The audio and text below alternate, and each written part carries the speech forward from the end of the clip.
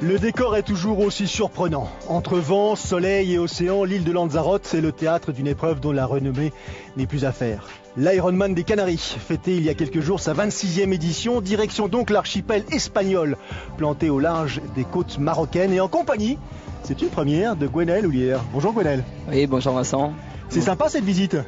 Oui, j'en ai profité justement entre deux stages sur la Côte d'Azur pour faire un petit détour par les studios de Canal+ pour commenter cette belle course. Et bien voilà, on va la découvrir ensemble, cette 26e édition.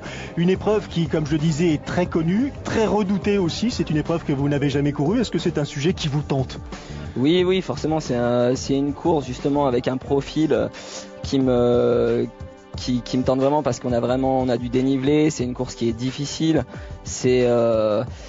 C'est une course qui est vraiment pour des athlètes qui vont être costauds sur le vélo et costauds sur la course à pied, donc ça me correspond.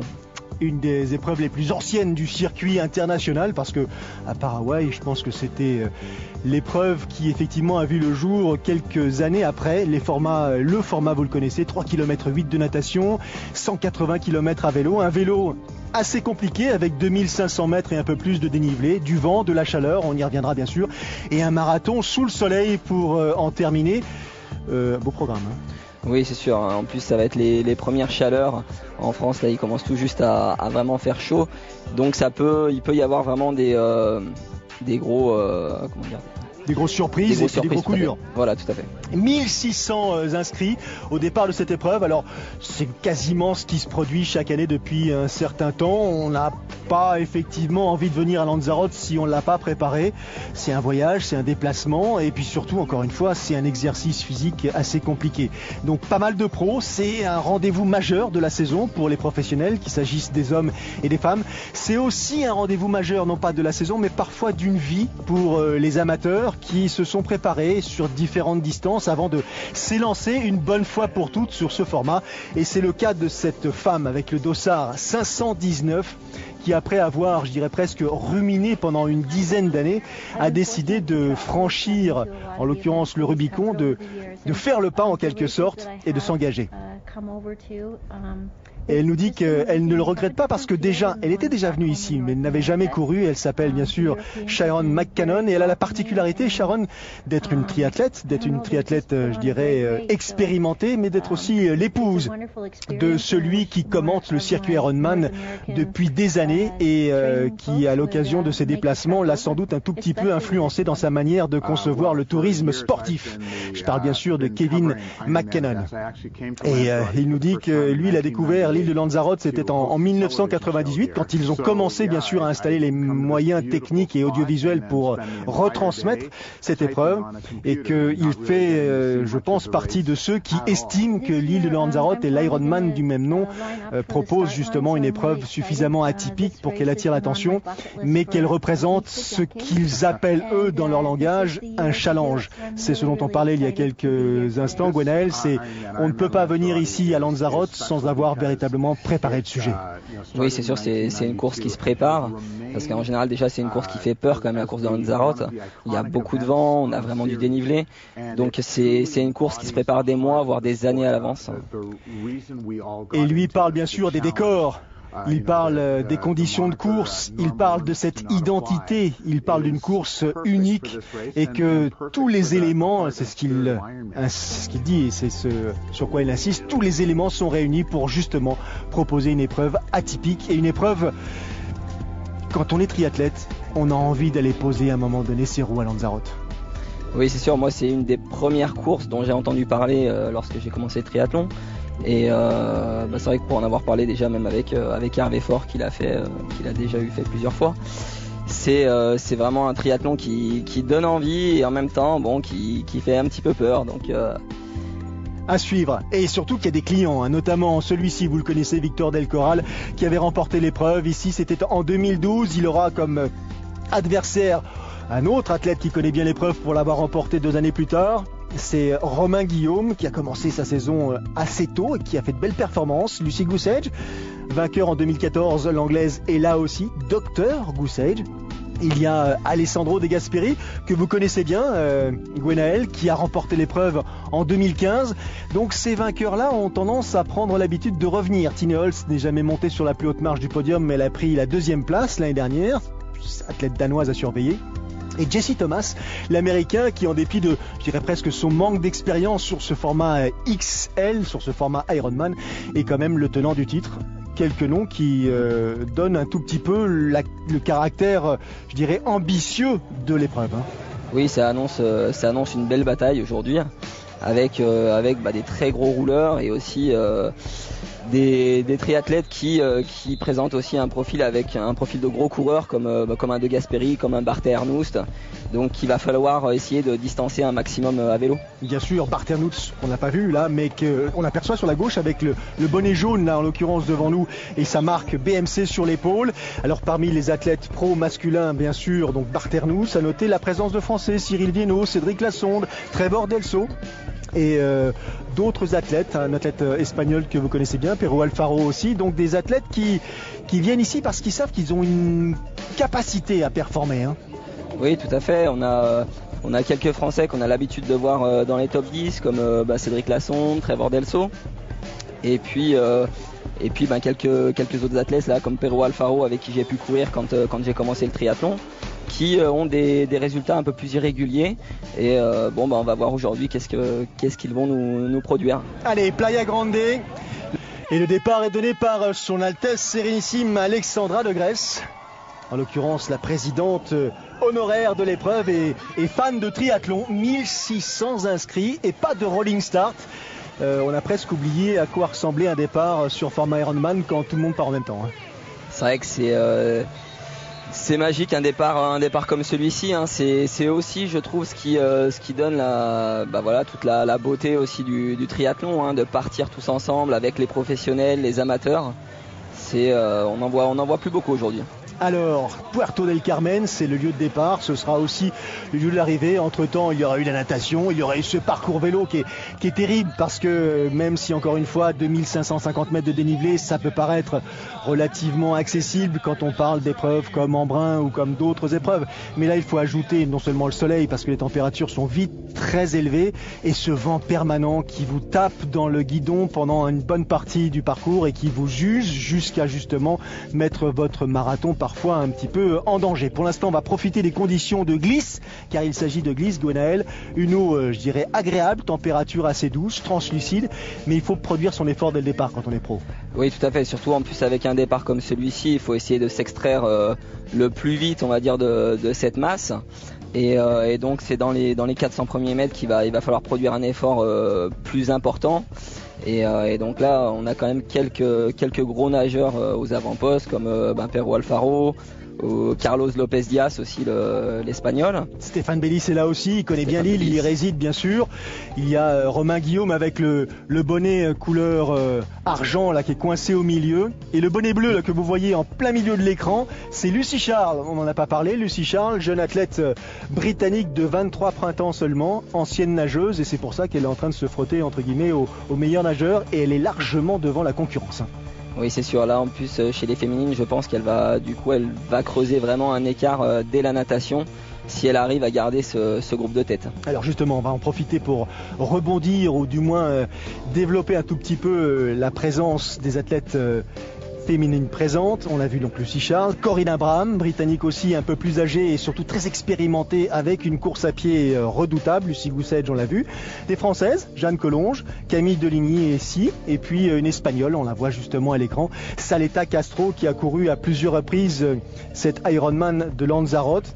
Sa meilleure perf ici, c'était une 3e place en 2013. Et qui est entraîné par Luc Van Lierde, il me semble, comme Romain Guillaume. Exact, autant dire de précieux conseils dont elle va, j'imagine, pouvoir se servir à l'occasion de cette 26e édition, encore une fois, de l'Ironman de Lanzarote. Alors devant, on retrouve Carlos Lopez Diaz, dont vous parliez. Il y a aussi un jeune russe qui s'appelle Grégory Korov.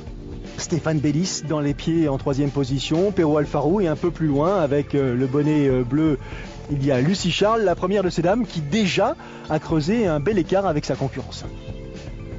Le voici, Romain Guillaume. Il a fait d'énormes progrès, Romain, en natation, gros cycliste. Il a encore, là aussi, peut-être quelques, je dirais, il est peut-être moins bien disant sur format marathon parce qu'il n'est pas capable encore de courir en 2h45, mais quand même il est passé sous les 3 heures. C'est quelqu'un qui, s'il fait un gros effort et est capable d'enregistrer un écart suffisant à la fin du vélo, peut tirer son épingle du jeu. Oui, tout à fait. Et puis en plus ces derniers mois, quand même, il nous a montré qu'il était capable de courir vite, hein, notamment à l'Ironman d'Afrique du Sud. Il fait une très belle course. Il tient tête justement à des triathlètes comme James Kunama, qui quand même sont des très bons coureurs à pied.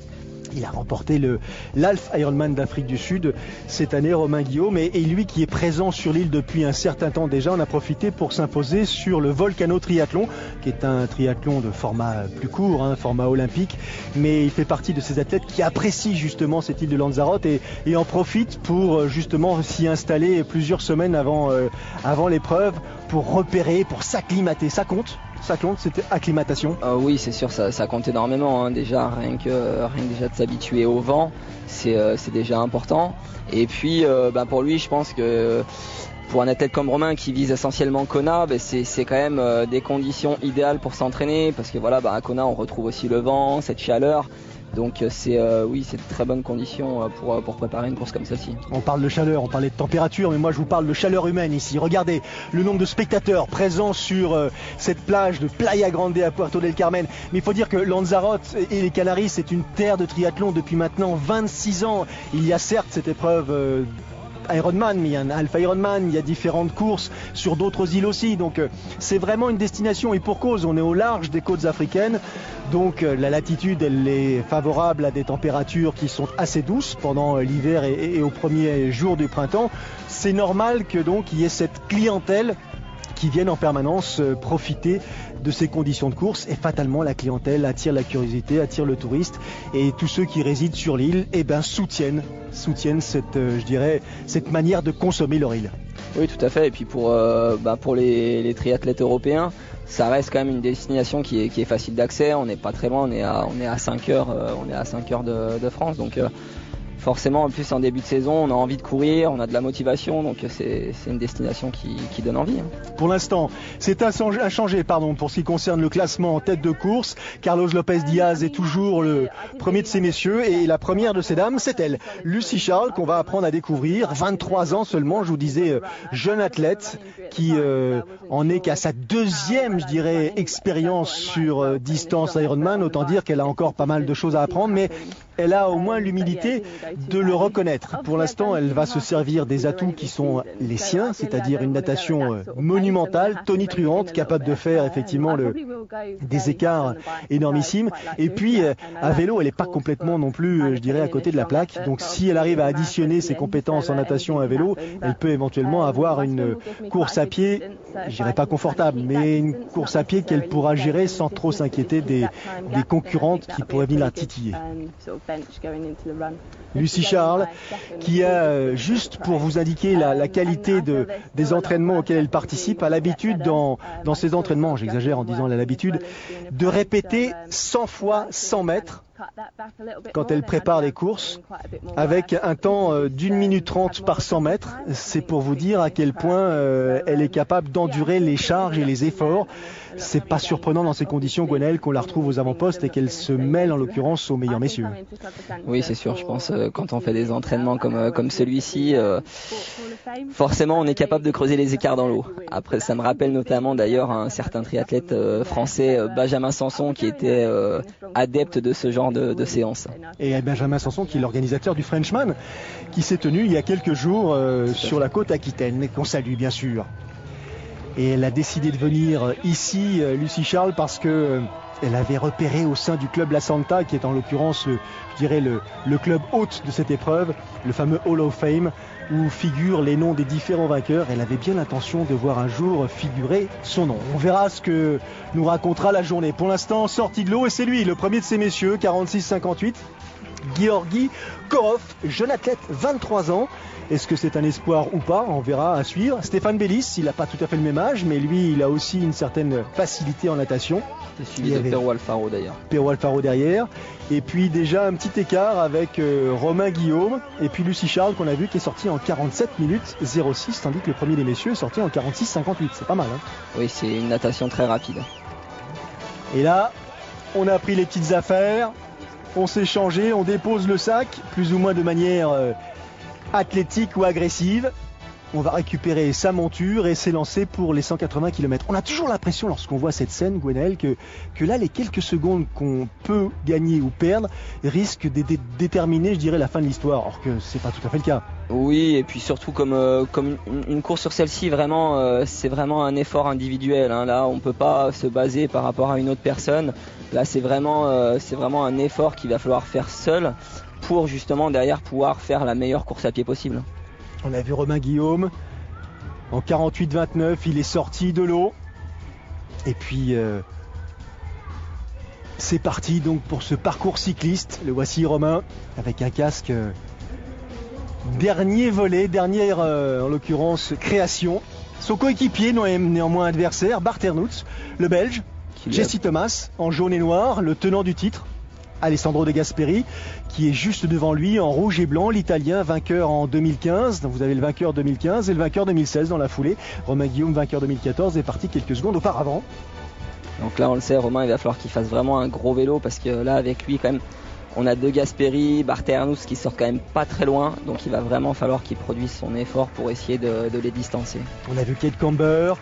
On a vu Saletta Castro et voici en vert qui est passé à l'instant sous nos yeux avec le dossard, je crois que c'est le dossard numéro 11 il me semble, ou le 17 plutôt, Corinne Abraham, l'anglaise, 4 victoires à son actif sur distance Ironman. Les écarts, natation, pas de surprise pour ce qui concerne les premiers. Hein. Oui c'est sûr. Rapide quand même non ? Oui c'est rapide, mais bon on retrouve à peu près toujours les mêmes nageurs aux avant-postes. Hein. Regardez l'écart entre la première et ses poursuivantes, déjà plus de 5 minutes entre Lucie Charles et Kate Camber. Elle va pouvoir attaquer le parcours cycliste de manière un peu plus confortable ou est-ce que c'est encore trop tôt pour juger justement de l'avantage que peut lui conférer cette situation? Non, je pense que c'est un peu tôt quand même pour juger parce qu'on ne sait pas encore qu'est-ce qu'elle est capable de produire à vélo. Donc non pour le moment surtout sur un parcours comme celui-ci, ça peut vraiment 5 minutes, c'est rien du tout. Hein. Et tous les amateurs qui vont au fur et à mesure s'extraire de cet océan Atlantique car on est effectivement au milieu de l'Atlantique à une centaine de kilomètres au large des côtes africaines et des côtes marocaines. Dans le plus pur style guillaumesque, Romain Guillaume avec les couleurs noires et rouges de son équipe qui revient rapidement sur en l'occurrence Stéphane Bellis et qui prend le leadership de cette compétition lorsqu'il arrive à hauteur d'El Golfo, c'est-à-dire on va dire à partir du kilomètre 30. Cette première boucle que l'on opère avec des perspectives absolument incroyables. Vous avez l'océan à perte de vue d'un côté et ensuite la lave totalement désertique de l'autre. Un cadre assez atypique. Hein. Oui, et puis là, comme on peut le voir là sur la vidéo, c'est très important. Romain là pense bien à s'hydrater. Et sur une course comme celle-ci, c'est des choses qu'il faut pas négliger si on veut pas que ça se complique par la suite, quoi. Apparemment, Romain qui a décidé de taper fort d'entrée puisqu'il compte attaquer la traversée du fameux désert de Timan Faya avec un avantage substantiel parce que toute sa stratégie va être lui basée sur justement sa performance à vélo. Oui, tout à fait. Et puis je pense qu'il va essayer de creuser l'écart sur la partie qui va être la plus difficile avec un gros vent de face. En plus, Romain c'est quelqu'un qui a une super position aéro sur le vélo. Donc il va vraiment essayer de faire un maximum d'écart sur cette partie. Et d'ailleurs on le voit même, il a aussi opté pour une roue titulaire. Donc c'est vraiment un choix de matériel qui est assez qui peut prêter Ouais, qui peut éventuellement lui coûter cher si jamais il s'en savait mal et si jamais malheureusement le vent venait à lui tout simplement lui jouer les tours, quoi. Et Romain Guillaume justement que l'on écoute et qui dit qu'il est venu ici pour la première fois de sa carrière, c'était en 2012 et qu'il est tombé amoureux mais raide dingue de cette destination et que depuis il a l'habitude de revenir soit dans le cadre de sa préparation, soit pour tout simplement passer du temps et que encore une fois comme je vous le disais en introduction, cette année il a pris la décision décision de passer plusieurs semaines ici sur l'île avant de venir de disputer cet Ironman. Il a participé au Volcano Triathlon qu'il a remporté. C'est important et il explique que cette préparation est pour lui incontournable parce que s'il veut tirer son épingle du jeu sur ce format et sur cette course, il faut absolument qu'à vélo, c'est ce qu'on le disait, c'est ce que vous disiez tout à l'heure, Lionel, il faut qu'il fasse la différence à vélo. Oui, tout à fait. Là, il a pas trop de choix, sachant que derrière lui, c'est quand même des très gros coureurs. Même avec les progrès qu'il a fait aujourd'hui, il sait très bien que de toute façon, il ne pourra pas rivaliser avec un Bart Ernous ou même un De Gasperi, comme on voit. Là, à ce moment-là, il est en train vraiment de produire un gros effort pour essayer de remonter sur la tête de course. Et De Gasperi dans un style tout en puissance, en danseuse, qui vient de, je dirais presque, d'effacer de la carte Jesse Thomas, le vainqueur et le tenant du titre, le vainqueur 2016, qui revient sur Stéphane Bellis. Est-ce que c'est pas aussi un petit peu de l'intox à ce moment de la course ou est-ce que c'est vraiment une ambition affichée? Je pense pas que ce soit de l'intox parce que quand même De Gasperi c'est quelqu'un qui maîtrise quand même sa partition. Hein. Et aujourd'hui on travaille énormément au capteur de puissance, donc je pense pas que ce soit de l'intox. Hein. Je pense que à mon avis il est en forme et il sait ce qu'il fait. Lucie Charles, leader de la course féminine, je vous le disais, avec plus de 5 minutes 20 d'avance sur ses poursuivantes et un écart qui va croître au fur et à mesure des kilomètres. Dossard numéro 25 sur la tête, Kate Camber, la Britannique, 12e du récent Ironman d'Afrique du Sud, 5e de l'Ironman du Pays de Galles en 2016, vainqueur de l'Ironman de Grande-Bretagne en 2015, mais à l'époque, elle n'était pas pro, elle était amateur. Les voici ses décors, ses premiers kilomètres le long de l'océan Atlantique, avec le vent certes qui vient vous rafraîchir un petit peu, mais qui vient vous expliquer qu'il ne va pas vous lâcher.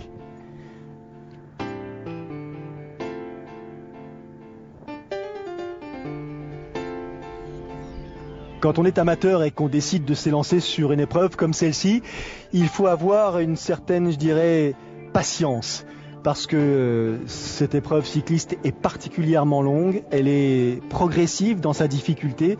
Autant dire que les premiers kilomètres, il faut savoir capitaliser et justement en garder sous la pédale, car que l'épreuve commence réellement au kilomètre 90. Ah oui, c'est sûr, mais sur beaucoup d'Ironman en général, l'épreuve commence au 90e kilomètre. Donc il faut vraiment être dans la retenue jusqu'à ce moment-là de la course. Tinaro, ça c'est le nom de la ville que les premiers messieurs ont traversé et que Lucie Charles s'apprête elle aussi à traverser. Direction cette baie qui est la baie de Famara, connue par les surfeurs, par les kitesurfers. C'est un vent permanent, c'est des conditions de glisse très agréables. C'est en l'occurrence des installations qui leur sont réservées. Et là, pour une fois, les triathlètes vont pouvoir se mêler aux surfeurs. L'inconvénient de Famara, c'est que c'est le dernier virage avant d'attaquer la première difficulté, c'est-à-dire le faux plat montant qui vous mène à Teguise et ensuite aux 2 sommets de la course. Oui, et puis à ce moment-là, on va voir vraiment qui est en forme et qui va être capable justement de creuser les écarts. On a vu passer Romain Guillaume, Bart Ernous, on a vu après Jesse Thomas, Alessandro De Gasperi, Pero Alfaro, des athlètes qui ont une idée très précise, parce que j'imagine que quand on s'engage en tant que pro sur une course comme celle-ci, on sait à quel moment on va produire ou pas son effort, on sait à quel moment on peut prendre un risque ou pas. Oui, tout à fait. En général, on connaît nos forces. Hein. On sait si on doit temporiser un maximum jusqu'au marathon ou bien si on doit justement faire l'effort à vélo pour essayer de creuser les écarts. Jesse Thomas, l'Américain, et son vélo au look si particulier, vainqueur en 2016, tenant du titre. Il porte logiquement le dossard numéro 1. Et Jesse Thomas qui, un peu comme le disait Romain Guillaume, mais un peu comme le disent tous les autres concurrents, explique que s'il a décidé de faire du triathlon et de courir sur cette distance Ironman, c'est pas pour courir sur des parcours plats comme des crêpes, mais plus pour justement se faire plaisir. C'est pour le goût du challenge, pour le souhait du dépassement de soi. C'est surtout pour comprendre les raisons qui l'amènent à pratiquer ce type d'effort. Il est clair que s'il n'avait pas cette variété dans les parcours auxquels il participe ou sur lesquels il s'inscrit, il n'aurait pas choisi cette discipline. Oui, l'année dernière, notamment après l'Ironman de Lanzarote qu'il a gagné, on l'a classé d'ailleurs un peu dans la catégorie des Uber Bikers qui sont capables vraiment de produire des très gros vélos. Et derrière aussi, il a été capable de produire un très beau marathon. Hein. D'ailleurs, notamment, il avait résisté à Yann Frodeno. Teguise, les 2 premiers y arrivent. Je dis bien les 2 premiers parce qu'ils sont quasiment roue dans roue. Donc Teguise, on est à hauteur du kilomètre 95, donc la course a commencé depuis 5 km, c'est aussi clair que ça. Et là, on est parti pour je dirais de manière un petit peu familière, une partie de manivelle, parce qu'il y a 2 sommets, il y a effectivement Mirador del Aria et Mirador del Rio. Il le sait parfaitement, Romain Guillaume, il sait aussi que Bart Ernouts est dans sa roue. Oui, ça c'est pas très bon pour Romain parce qu'il le sait, ça va être compliqué derrière de le décrocher. Lucie Charles qui traverse Famara, elle n'est pas si loin des premiers messieurs, elle fait le plein, c'est important de ne pas oublier de se ravitailler, de s'hydrater pour attaquer les difficultés, parce que même si encore une fois ce ne sont pas des cols alpins, il n'empêche que ça monte, la chaleur et le vent vous assèche, c'est important de s'en souvenir. Oui, surtout le vent, c'est faire des longues montées, même si c'est que des faux plats. Avec le vent, ça change vraiment tout. Moi, je me suis entraîné l'année dernière sur l'île de Fuerteventura et c'est vraiment des conditions qui sont très difficiles. Les dromadaires et chameaux des îles Canaries, introduits sur ces terres au XVe siècle, qui viennent bien sûr du Sahara et qui régalent les touristes. Alors ici, vous allez trouver comme végétation des vignes, des cactus et de l'aloe vera. Le reste, c'est pas la peine d'y penser, il n'y a pas grand chose de plus. Les vignes, on en a un petit peu partout, elles sont protégées par des petits murets justement pour pas que le vent ne les déterre. Mais pour le reste, vous avez vu que la végétation n'était pas franchement excessive. Ça, c'est la traversée de Aria.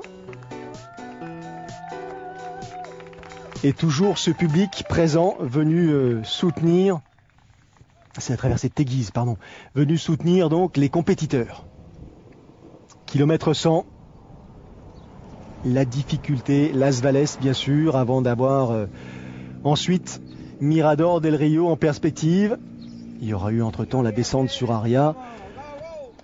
Et là la température, non seulement elle vous paraît excessive, mais vous êtes passé d'une allure assez soutenue à une allure franchement plus lente. Oui, on voit ça tourne pas beaucoup, les jambes tournent pas beaucoup. Là, on sent vraiment que c'est difficile. En plus de ça, on voit que le soleil est vraiment sorti, donc ça doit taper très fort. Lanzarote est une de ces courses mythiques, nous dit Alessandro De Gasperi. Une des sans doute les plus difficiles qu'il existe et que j'ai eu à courir. Ici, en revanche, on se sent bien en permanence, quelle que soit la période de l'année, et venir s'entraîner sur cette île est toujours un réel plaisir. On ne peut pas dire que les pros ne fassent pas la pub de Lanzarote. Apparemment, ils n'ont pas trouvé de meilleur endroit pour l'hiver, peut-être à part l'Australie, mais c'est quand même un peu plus loin. Ils n'ont pas trouvé de meilleur endroit pour venir se préparer. Oui, c'est sûr. Comme je disais juste avant, c'est pour les Européens, c'est quand même un vol qui dure 4-5 heures. En général, on en profite pour venir, pour faire toute sa préparation hivernale. Et Alessandro De Gasperi qui insiste sur le fait que cette année, il est effectivement peut-être un tout petit peu moins rapide à pied. C'est comme ça qu'il le ressent. Et que donc, il vient un petit peu corroborer ce que vous disiez en introduction, Gwenaël. Il va sans doute forcer un petit peu l'allure et le rythme sur le parcours vélo. C'est ce qu'on va voir. Première difficulté, passée, on bascule, on descend, et on descend de manière assez rapide. Direction Aria, avant de reprendre une deuxième montée un peu plus loin et Mirador del Rio en perspective. Là pour l'instant on suit encore la progression de Lucie Charles, dont je vous rappelle qu'elle n'a que 23 ans et que là à hauteur elle est presque du kilomètre 95. Elle a on va dire 10-12 bonnes minutes d'avance sur ses poursuivantes et notamment Lucy Goosage qui a remporté l'Ironman de Lanzarote en 2014 et qui, je ne veux pas paraître excessif, mais encore une fois, insiste pour dire que tout est réuni ici pour profiter de la qualité du décor. Elle nous remémore cependant les difficultés vécues il y a quelques temps, et notamment une fracture, un coude qui l'a sérieusement handicapé, et progressivement elle revient à la compétition. Ça vous dit quelque chose, ça, ou pas, une blessure et un retour progressif à la compétition? C'est un petit peu ce qui marque votre actualité, ce qui a marqué votre actualité, Gwenaël. Oui, c'est sûr, une blessure, des fois, ça peut aussi permettre à un athlète derrière de revenir plus fort, parce que ça change aussi psychologiquement. Beaucoup d'athlètes reviennent d'une blessure renforcée, on va dire. Vous avez pris l'année dernière une 7e place lors de l'Ironman France. Tout à fait. Vous avez ensuite subi une opération assez lourde pour des problèmes, deux opérations, donc pour des problèmes de dos. Et est-ce qu'aujourd'hui on peut dire que la situation est claire pour ce qui vous concerne? Là, on va dire que je suis sur la bonne voie, ça continue d'évoluer dans le bon sens. Je me sens pas encore tout à fait sorti d'affaire, mais ça évolue dans le bon sens. Je retrouve mes sensations, je sens que mon corps est en train de redevenir un peu comme avant, quoi. La reprise de la course à pied a été sans doute l'exercice le plus difficile à gérer, et est-ce qu'aujourd'hui vous avez des signes qui vous permettent de penser justement que ça y est, on est dans une logique de reprise complète? Oui, j'arrive à remonter tout doucement, ça remonte au fil des kilomètres, ça va être 5, 6, là aujourd'hui j'arrive à courir 10 km sans problème, donc oui, ça revient et c'est plutôt positif. Positif aussi, c'est la partie descendante. Une fois que les 2 sommets ont été avalés, vous avez vu, on est à plus de 80 km/h, et là on file en direction... alors c'est un tout petit peu plus loin, mais de Arieta, et c'est toujours Bart Ernouts aux couleurs de BMC qui est en tête devant son coéquipier et camarade, en l'occurrence Romain Guillaume. Une poignée de secondes qui sépare les deux hommes. Toute la difficulté pour Romain va consister à essayer de justement rester dans cette roue, sachant que derrière, Jesse Thomas, Alessandro De Gasperi, Pero Alfaro sont à 4, 5, 6 et plus derrière eux. Donc il y a peut-être une carte à jouer pour ce qui concerne les deux hommes, si en l'occurrence Romain arrive à suivre le rythme imprimé par Bart Ernouts. La première à être passée au sommet de Mirador del Rio, c'est Lucie Charles. Pas de surprise à vrai dire, avec dans sa foulée Lucie Goussedge, et un tout petit peu plus loin on a vu aussi passer Jeanne Collonges, le dossard 519. C'est le dossard dont vous avez effectivement appris à connaître l'histoire en introduction. C'est Shannon McCannon. Et tandis que les pros se régalent de la partie descendante et imaginent déjà leur arrivée à Puerto del Carmen à l'issue des 180 km du parcours cycliste. Pour les amateurs, c'est pas tout à fait la même chanson. Il faut savoir s'arrêter, savoir profiter de tous les pit stops, et notamment de ce qu'on appelle ce head station, ce ravitaillement privé qui vous permet de choisir les aliments pour justement mieux progresser et mieux, je dirais, poursuivre votre route. Oui, c'est très important, surtout sur cette course où il va faire très chaud. Il faut vraiment penser à bien s'hydrater, ne pas hésiter même à s'arrêter. Moi, ça m'est arrivé sur plusieurs courses de m'arrêter au ravitaillement. On pense perdre du temps à ce moment-là, mais en réalité, on en gagne parce que derrière, on arrive à produire un meilleur effort avec une bonne hydratation. Donc, il faut vraiment penser à bien prendre les ravitaillements. Superbe perspective sur la Grandiosa, la petite île qui est juste en dessous de celle de Lanzarote au moment de faire ce demi-tour à hauteur de Mirador del Rio. On en prend plein les mirettes, et surtout on n'oublie pas de se ravitailler, de s'hydrater avant de basculer, de se dire que on tient le bon bout. Ça y est, c'est la fin du parcours cycliste qui se présente à vous. Tout à fait, là en plus là sur le retour, on a une bonne partie avec vent dans le dos, donc certains coureurs vont essayer de temporiser sur ces derniers kilomètres pour justement arriver de la meilleure des façons au parc à vélo et pouvoir ensuite courir au mieux. Et on se regarde, on se surveille, Pero Alfaro, Alessandro De Gasperi, dernier kilomètre, le regard de Jesse Thomas ne trompe pas, ce parcours est particulièrement éprouvant. Fin en l'occurrence pour Bart Ernouts qui va couvrir les 180 km du parcours cycliste en 4h48-23. Quand on sait qu'en moyenne sur 180 km vous mettez 4h20, on se rend compte de la difficulté supplémentaire. Oui, tout à fait. Et puis on peut quand même dire que c'est quand même un beau chrono, 4h48 avec 2500 mètres de dénivelé. C'est même un peu plus de dénivelé que sur l'Ironman de Nice, et avec des conditions vraiment très difficiles. Donc c'est une belle performance de sa part. Belle performance aussi pour Romain Guillaume, qui est allé à une douzaine de mètres de son coéquipier et néanmoins adversaire. Le voici, Romain. 26 secondes séparent les deux hommes au moment de poser le vélo. Et regardez cette scène, elle est quand même surréaliste. Les mêmes couleurs, les types se connaissent par cœur, se changent dans la même poignée de secondes. Oui, c'est sûr. Et puis ils ont l'habitude de s'entraîner ensemble, donc ils se connaissent par cœur. Donc maintenant, Romain va falloir qu'il essaye de s'accrocher au maximum sur le marathon. Mais qu'il fasse son marathon. Exactement, faire sa course, ne pas se laisser impressionner par le départ rapide, agressif de Barternouts, ne pas se dire qu'il faut absolument limiter en l'occurrence l'écart tôt. La course est suffisamment longue, 42 km, c'est non seulement une sacrée distance, mais surtout 42 km avec la chaleur, avec la fatigue, avec le vent permanent. On a le temps de lire un certain nombre de faits de course. Oui, pendant 42 km, en général, on passe par tous les stades, que ce soit de l'euphorie au moment un peu plus bas. Mais oui, c'est vraiment très long.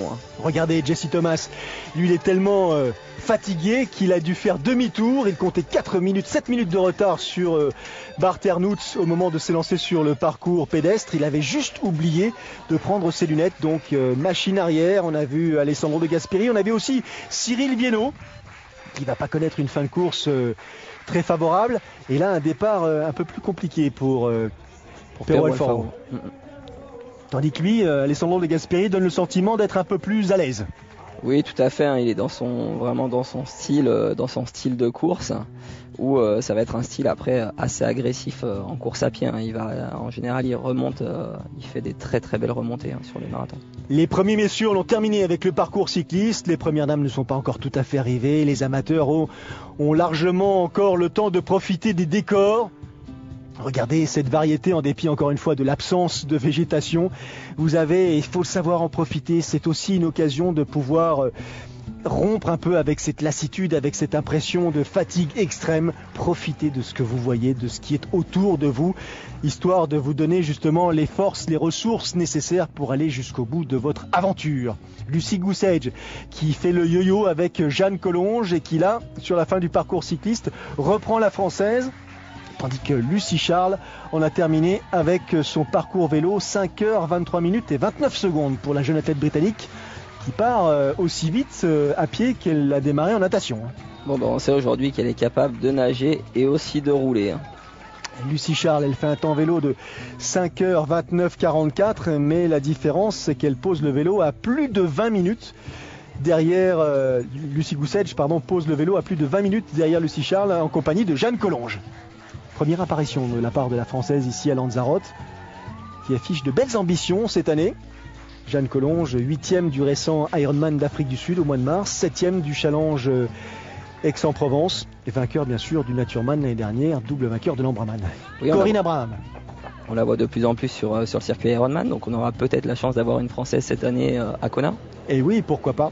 Le parcours pédestre, il a encore changé de physionomie, deux boucles, une première longue de 30 km, un aller-retour le long de la mer, et ensuite, bien sûr, une petite boucle de 12 km seulement, je serais tenté de dire, avec cette première longue ligne droite qui vous amène jusqu'à Arrecife, la capitale en l'occurrence de l'île de Lanzarote. Petit demi-tour, on salue la famille, et hop, on reprend le chemin inverse, direction Puerto del Carmen. Pour l'instant, c'est Barternouts qui est toujours en tête et qui conforte son avantage sur la tête de course parce que derrière, ça coince un peu pour ce qui concerne Romain.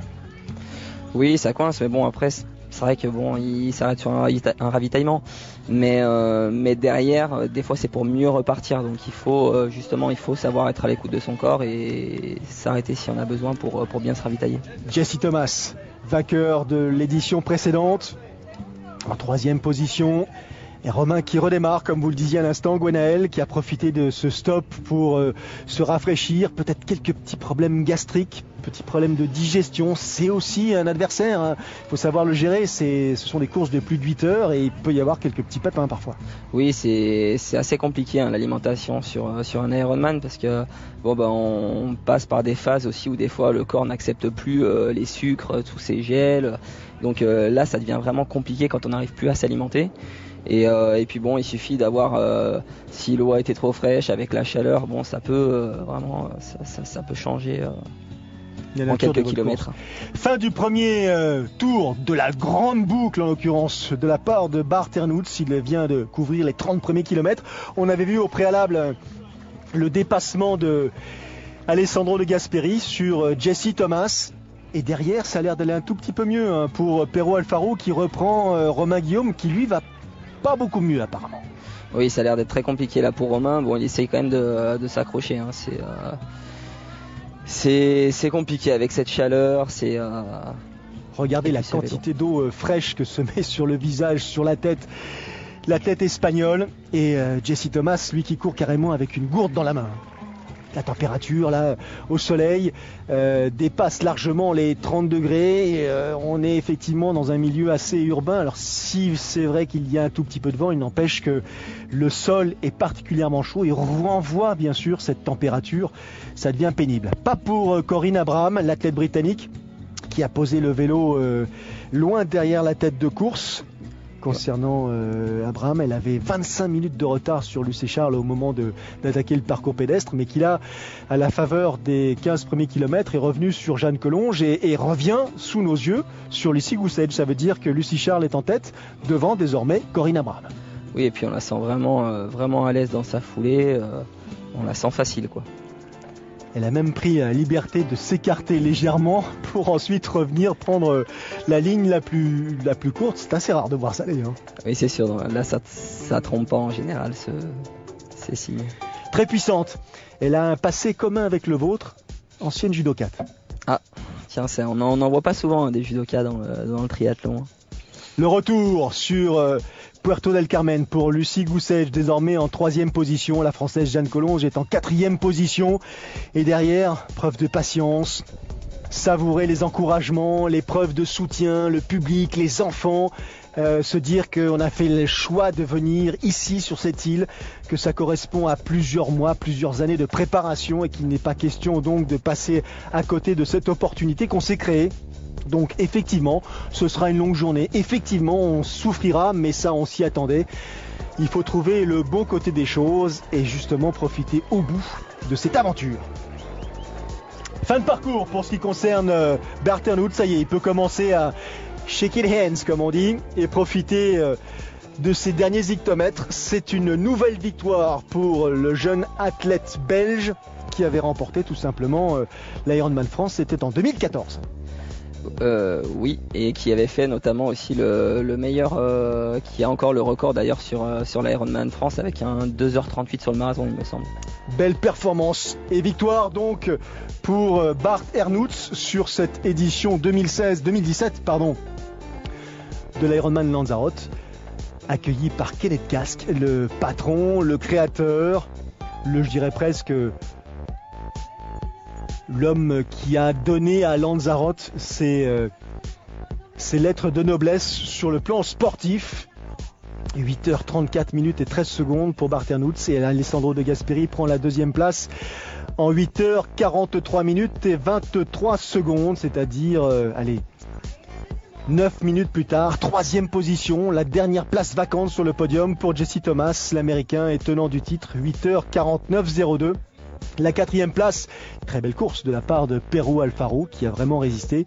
Et que dire de la résistance exprimée par Romain Guillaume qui a trouvé l'énergie utile pour aller justement franchir cette ligne d'arrivée en 5e position. Et dans quel état? Oui, c'est beau, hein. Il s'est accroché, il s'est vraiment employé pour aller chercher ces points dont il a besoin pour cette qualification à Kona.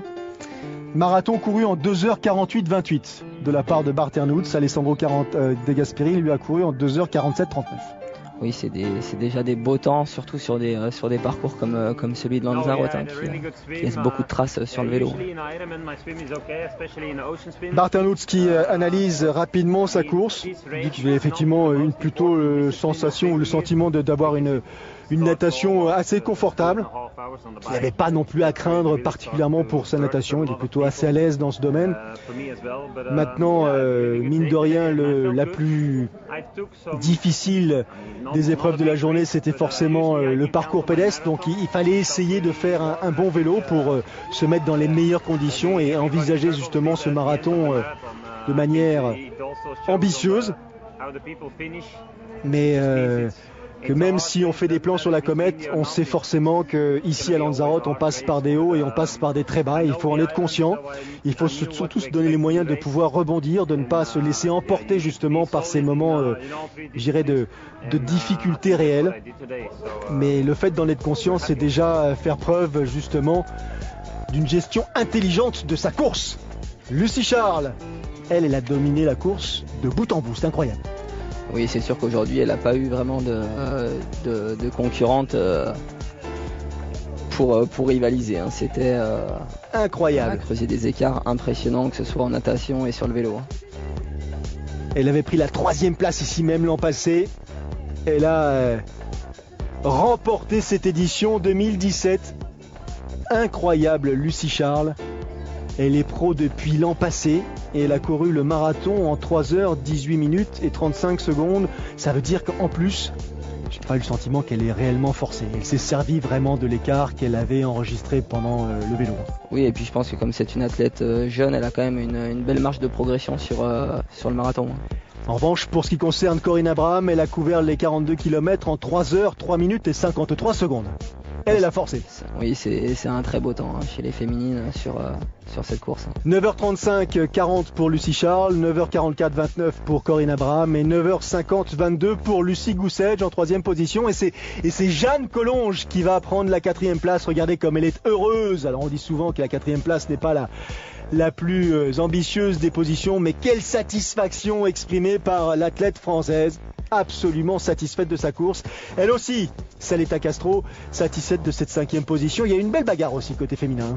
Oui, et puis je pense qu'elle est allée vraiment au bout de sa course. Elle est allée chercher cette 4e place. Elle s'est vraiment accrochée. Donc c'est une belle performance. Et aujourd'hui, je pense que ça doit bien la classer aussi pour la suite. Pour la suite, effectivement, tant pour ce qui concerne les points, pour le ranking, et puis en ce qui concerne bien sûr la confiance qu'elle peut tirer de ce genre d'engagement et d'expérience. Lucie Charles qui nous explique que ça montre en l'occurrence sa référence à tout simplement arrêter de fonctionner à mi-parcours sur, elle s'est décrochée même, je crois. sur le marathon, et que donc elle a dû être un petit peu obligée de courir à la sensation. C'est important aussi, mais c'est l'occasion de rebondir, de savoir s'écouter et de savoir courir en fonction de ses ressentis, parce qu'on a tendance à s'appuyer parfois trop sur le matériel. Oui, c'est sûr, moi ça m'est déjà arrivé notamment sur 2 courses, c'était à Embrun et à Royan, d'oublier de prendre ma montre au départ. Et au final, je fais une course à pied vraiment aux sensations, et derrière ça a été 2 belles courses à pied. Satisfaite, Charlotte McKinnon, elle est finisher de cet Ironman de Lanzarote, sous les yeux et l'objectif de son époux qui, je crois, cache derrière ses lunettes une émotion évidente. Merci Gwen d'avoir participé Merci Vincent pour l'invitation. À ce reportage, à cette lecture de l'édition 2017 de l'Ironman de Lanzarote. Quel est le prochain objectif pour ce qui vous concerne ? Pour le moment, c'est vrai que je m'exprime pas trop encore sur mes objectifs, parce que j'ai encore beaucoup de travail devant moi, mais c'est sûr que cette année je vais revenir sur la distance Ironman, et je reviendrai, ça serait pour faire un bon résultat. Eh bien, on sera là, on vous suivra et on en profitera. Prochain rendez-vous sur l'antenne de Canal+ Sport, il y aura l'Alsman, il y aura le triathlon d'Alpe d'Huez et bien d'autres encore. Alors, à très vite. Merci et à bientôt. Au revoir. À bientôt. 25 años, 26 ediciones.